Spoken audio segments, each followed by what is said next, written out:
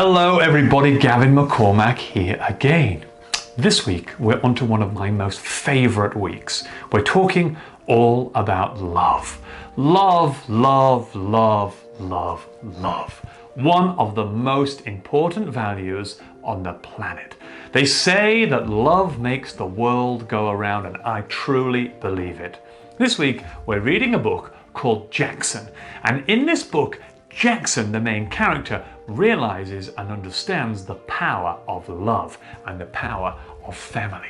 Now, love is all around us. We have love when we say goodbye to our mom, our dad, our grandma, or our grandpa. We have love when we arrive at school and our teacher says good morning and shakes our hand at the door. We have love when we get home and our dog wags his tail and licks our face. And we have love when we see our friends on the playground and they welcome us with a huge hug and let us play with them. Love is all around us, and we are very fortunate to be surrounded by love.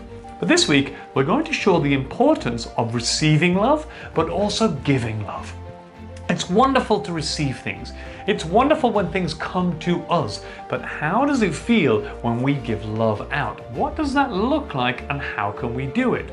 You see, many of us think that the way to give love to somebody is to give them a present or a gift or draw them a card with a love heart on it. And these things are very beautiful indeed. But there are actually many, many ways in which we can show our love to somebody else. And we're going to talk all about those things this week. You see, one of those things is just to listen to somebody talk.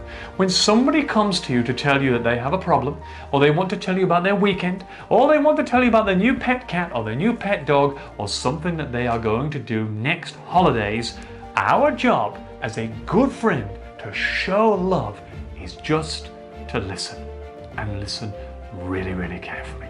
This is a really good way to show love. When you go home and you say to your mom, "Hey mom, how was your day?"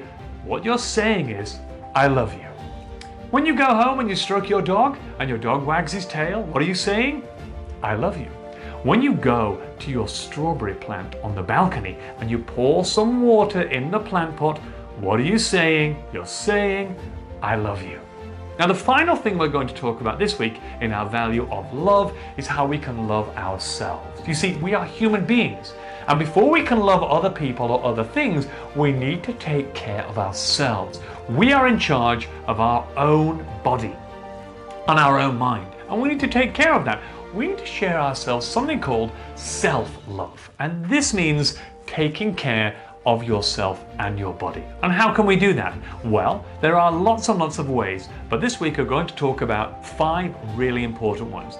First of all, we're going to make sure that we have plenty of sleep and we get our brain nice and restored every single day. Number 2, we're going to think about the food that we eat. Number 3, we're going to talk about working hard and following our passion. Number 4, we're going to talk about drinking plenty of water, giving our body really, really hydrated. And number 5, we're going to have a look at the power of exercise. What happens when we exercise, what happens in our brain, and how does that show that we really know how to take care of ourselves. So this week, we're going to talk about the importance of love, giving love, and also receiving love. But finally, how to take care of ourselves. Love makes the world go round, and this week we're going to learn all about that. So, let's get going.